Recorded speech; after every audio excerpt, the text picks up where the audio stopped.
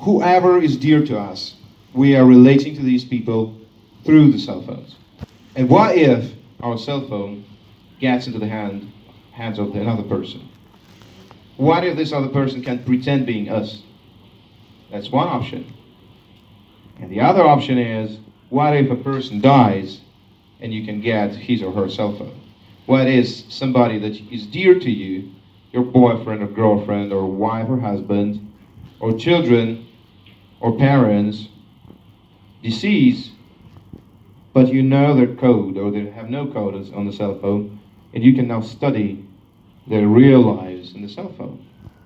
From the photographs to the mail exchange to the browser history, extending thus their lives for us, being able to have some kind of a dialogue with this person who died, because the imprint of his or her soul is entirely in the smartphone.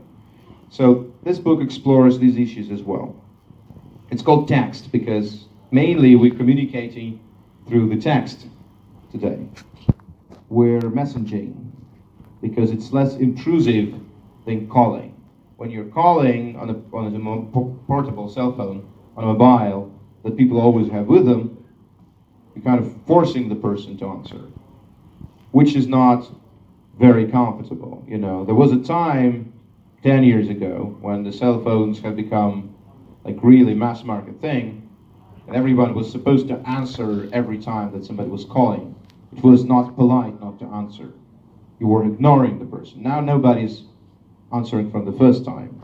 A lot of my friends have the phone in the silent mode because like, fuck you, like I'm not answering you. I don't have to, you know, like I'm answering my free time. And more people not wishing to breach into the person's private space, they're just texting. Like WhatsApp is the most comfortable thing to do. Like I'm launching you a message, and when you can, when you find comfortable, you write me back. I don't want to force you. I don't want to be forced. I want to be like connected, but I don't want to be chained. And a lot of things are changing. And for that reason, I thought that this is a very interesting era we're living in. And although deep inside, we remain the same cavemen, like emotionally, that we used to be, the technology is changing the society and the social rules in a lot of ways. And we are, due to that, are becoming something completely new, something completely different from what we used to be just 25 years ago. So this is what the book is about, and I hope that I could spark some interest in you. I have to warn you that it's quite dark, and Metro 2033 is a funny little thing compared to it. Very optimistic, light-mooded, so please don't be afraid when you read it. At the end of the answer, you tied it in with Metro 2033, so I will dip into that a bit more. Metro was post-apocalyptic novel. This is very clearly not. This is your attempt on realistic story, which you did before, but not to that extent. Was that important for you, the genre that you took on this time? Was it because of the story that you took the realistic way of telling it? Yeah, well, I don't consider myself a sci-fi author. I just want to be just book author, just write stories, and be free of any limitations, you know? Sorry, I think I just set on my fancy sunglasses. Would be tragedy. Yeah, and then every story, every idea requires a fitting genre. Some ideas, such as immortality, as in the book Future, they have by definition, like this is a very interesting thing. And I think that this is a change. Now all the fashion is with artificial intelligence, but the true interesting thing that is happening with us rewriting our own DNA, our own genome. And this is a dramatic thing. That for the first time, we are recreating ourselves, we are changing ourselves into something different, really different. Because, as you know from biology and anthropology, human beings have not changed much in the last 150,000 years. We're pretty much precisely the same. The length of life, they were able of living 80 plus years, they would just be killed at 50. The mental capabilities, the brightness, smartness, intelligence, and then they were capable of the same exactly things as we are.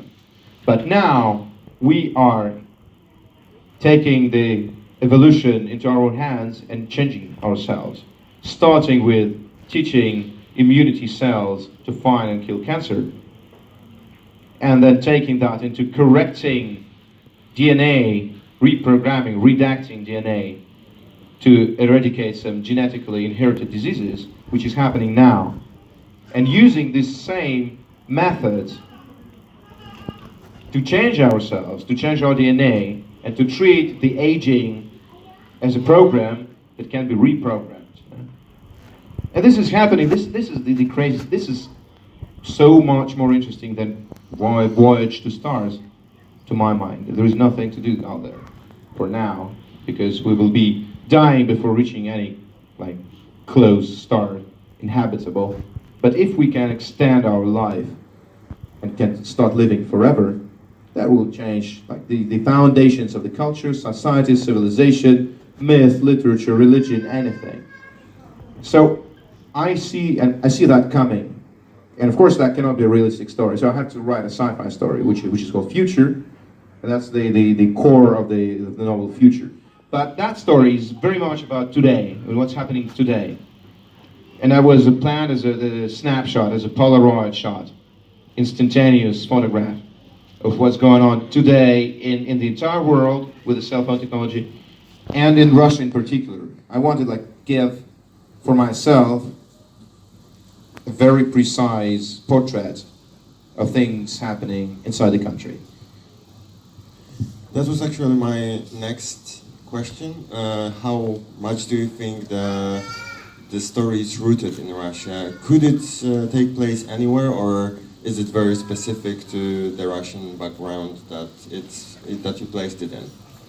Well, the core of the story is a collision between a man, just a simple guy, and a guy from the system, who serves the system, who is a part of the system, who helps it. He's a policeman, he's an enforcer, so he is protected. The only people who really have rights in Russia are those who are within and for the system, for the government, for the police, the courts, whatever, press, loyalist press, those who help the people in power to ensure their power and control the masses, they have rights. Those who just are random people, simple people, they completely are unprotected. Now, is it a story unique to Russia? Of course not. This is a story very possible in every third world country. Africa, you name it. South America, you name it. Asia, of course, yes. Just that's the difference between the life level of the golden billion, people who live in America, Canada, Australia, New Zealand, or in Europe, maybe Japan as well, and everyone else. People who live in more or less managing democracies, in the state of right, they are protected from that more, unless they cross the path of really big interest. Yeah. We are completely unprotected. So I think that's the way it's described. I'm not sure how this story is going to read in Poland, because luckily you are in a way better condition from the viewpoint of rights, human rights, personal civil rights, and then the democracy. It is already almost the real Europe in a very short period of time, in just 25 years, and I admire you for doing that. We're just going backwards. After a short period of hesitation, we decided fuck this desert, let's go back to Egypt, and let's build some new fancy pyramid there, and that's what's happening right now. So this is not very unique, but it's interesting to me. At the time when Russian readers say that's exactly how the life is, how this story is going to be read outside, and especially in Europe. It's interesting that you talk about Russian political climate being that severe, and at the same time you are releasing a book that is kind of critical to it. How is it to write that kind of story in Russia nowadays? Well, we're not North Korea. We're not in China. Yeah. China has a better international image, but the situation is there way stricter than in Russia. Russia in many ways just pretends to be like, it translates the image. Like people in power, unlike people in China, people in power in Russia, they have no ideology whatsoever. They complete pragmatics, but in order to manage the population and control it, they would simulate this or that, democracy or empire or a conflict with the neighbors or persecution of homosexuals, just for the sake of distracting attention of people from the real thing, which is who controls oil and gas, whose friends get all the billions from that, you know? And we have a very postmodern model there. So luckily, instead of really beginning a bloody war on Ukrainians that would cost millions on both sides, this is kind of a television war that still costs 10,000 people, and we are the invaders, of course, that cannot be doubted, you know, and we took Crimea without any international rights approving that. But still, it's kind of a little bit fake war, where you use every drop of blood and you magnify it and you show it on national TV just to show how bloody consequences an illegal street revolution can bring you to. So it's all about propaganda, it's all about television, it's all about like magnifying the smallest effect and showing as a big thing. So how dangerous it is to write stories like that in Russia? So far it's not that dangerous. You see, like I published a book, not only I'm not arrested, I'm traveling the world, I'm entering and exiting the country all the time. I'm not even asking about dangers of writing a book, but what you mentioned just before, the television war, for example. So there are PR tools to kind of vilify you, if someone would want to do that. Well, I think that's I'm not crossing the red lines. I have the feeling. So they don't really give shit about somebody criticizing Putin, because there's no real danger. However, if somebody does street politics, they immediately become like target for special services. They will be observed, they will be limited, they will be watched, you know, they will have problems, they will get summoned to, like, let's say, conversations within the special services, FSB, etc., etc. Luckily enough for me, there is no conflict here, because I don't give shit about like politics. I really don't want to be a politician, and I don't want to have any power for myself. What I'm enjoying enormously being a political journalist is observing and trying to get to the truth in a society, in the kingdom of total lies, you know, which is a very interesting process. But since my print runs, even if it's dozens of thousands or hundreds of thousands, cannot be compared to the hundreds of millions of viewers of daily TV shows, which are a complete brainwashing machine, you know. They just don't consider me a threat big enough to complicate my life. But the situation is changing, so you really need to be like watching it and trying to understand what's next.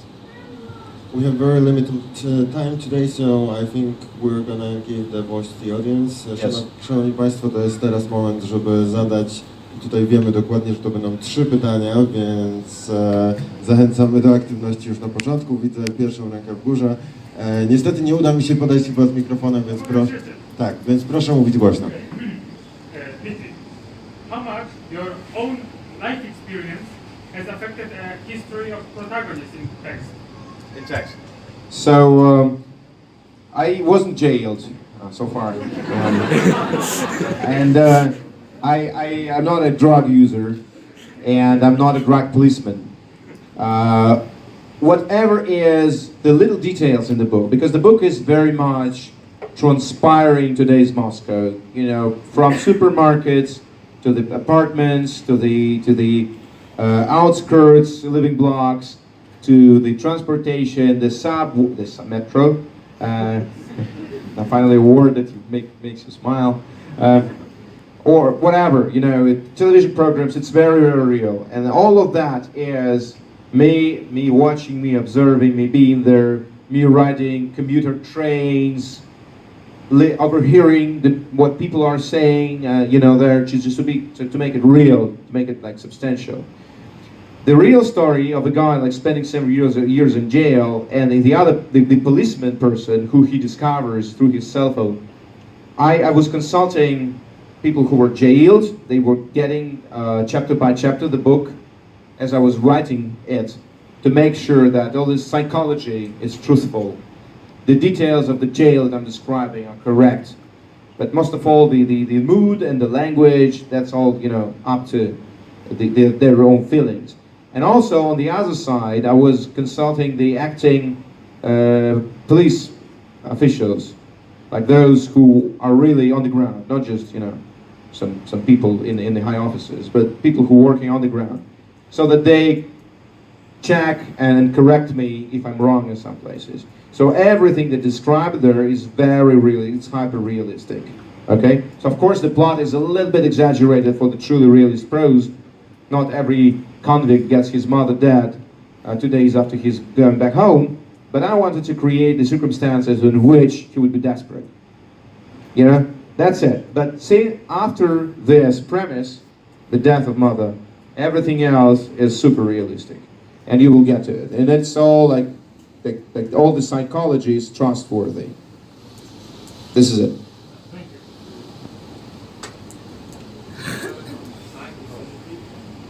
Will we ever see another book from Metro Universe with your name on the title page, or was the Artyom written so say goodbye to this universe? Okay, so two things. First of all, I'm not going to write another Metro book. I think that enough is enough, and I spent, you know, I'm not a super productive guy. I'm not George Martin, and I'm not J.K. Rowling, and I've been already there for 20 years. I just started very early. I'm 38 now. It's my retirement soon. I started writing when I was like 17, so like 20 fucking years in Metro. You know, what reads for you in a couple of weeks, for me it was like forever. So I'm pretty much fed up with that. And I think that the power that Metro has is a metaphor of people staying underground, people not willing to go up, you know, like the old world that we inherit, all of that. It's already like, I've exploited it as much as I could. I don't want to continue that story just because it's a funny story. I always had like the idea first, and then the story bit second, you know. That said, like Metro 2035 is the end of the trilogy, and I think it's a good ending because it addresses everything that I've touched in the first book. Okay? Putting the things from the first book upside down, re-explaining them, continuing them, giving all the answers to all the questions that remained unanswered from the first novel. So this is a good end of the trilogy. Now, if you're really curious what's next, which does not mean that the story cannot continue, it's just not good enough, not deep enough for literature, okay? So the story of Metro 2035 will continue in the next video game that is coming out next year, in 2018, called Metro Exodus. And as you can judge from the title, it's going to be about leaving Metro and being on the surface. So this is going to be a continuation of Metro 2035 story-wise. Artyom and Danya on the surface. Okay? That's one thing. And the third thing is that the next year we are of course continuing the Metro Universe project, and I'm happy to announce that Peter 2, the second part of one of the first novels in the series, Peter, is coming out here in Poland. Maybe like as early as the spring, March or April. So this is gonna continue. But let me write other stories, and I got a lot of ideas for different stories in all the genres. I ostatnie pytanie tutaj od pani. So, what is your point of thinking while writing text? Did you think like, because I'm sure you know you can change the whole thing. You said in Warsaw that you're addicted to cell phone by yourself. And so what is your point of thinking? And maybe like to open eyes for people to look at it, to maybe kind of understand. Like, we all know that we can change it, but what is your point of thinking about it? So I first of all, recognizing the addiction, as I said in Warsaw, is the first point of step to giving up on this addiction. But we will never give up on the cell phone addiction, because it's not really a phone. It's called phone, but it's the entire world. It's addressing our main issues. We're social animals. You know, however we'd like to call ourselves, godly creatures, but you know, we're actually social animals. We cannot do without society. And the cell phones provide us connection. we feel connected, we feel appreciated, we cure our loneliness, and we cure our complexes, our feeling of not being appreciated well enough. This is what the social networks are parasiting on. Fucking likes, it's our feeling like it's a synthesis, well, synthetical attempt to cure the feeling that we're not appreciated well enough. We're not connected well enough. So we will not be able to cure these two basics, like social and psychological needs, in any other way. So far, this is the best quantifiable way, measurable way of understand how much we're loved and how much we're needed. And this is why we have the cell phone always in our hand, and that's why we're checking the likes and messages every 5 minutes. This is with us forever up until the moment when these likes will be transmitted directly into our brain through kind of a neural interface, you know? So, not worth it to think that we'll be able to ever give up on it. Also, all the work of a modern man is inside the cell phone, connection with the colleagues, mail exchange, whatever. So we'll just should adjust it. Does it make us less human? I don't think so. Yeah, it's just really important to remember about it, not like just mindlessly throw it. Yes. So my position here is I'm not warning you, you know, I'm not Lev Tolstoy. I'm not teaching people how to live right, you know?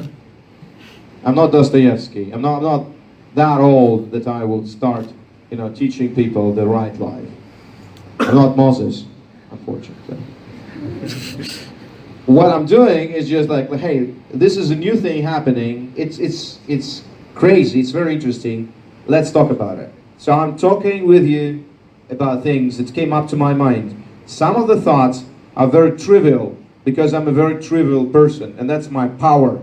I'm just putting on paper in a little bit fancy way what everyone is thinking about. So I'm a pretty usual creature. On another hand, some angles come to my mind maybe that you didn't have time to think about yet. And you say, oh, that's interesting. And that's the entire purpose of my writing, you know? There is a cool thing that is very interesting to me, and I'm just sharing things that are interesting to me. I'm not going to fabricate stories that are interesting for the target audience because I have no fucking idea who the target audience is. And you're all very nice people, but I'm not sure you are the target audience. You're just people who loved Metro well enough to waste your Saturday on standing in the waiting line, you know? But maybe it's maybe your father sent you to sign the book for him, or your mother, or whoever. Not really, but you know, every once and again that there is some father sending his son to sign a book for him because he's too old for this shit. Anyway, this is it. So let's just enjoy the cell phones, but be aware of them. Okay. Now, party people. Important, sad announcement. Okay, because we're so many, and because there is a meeting at Katowice today. You have a choice.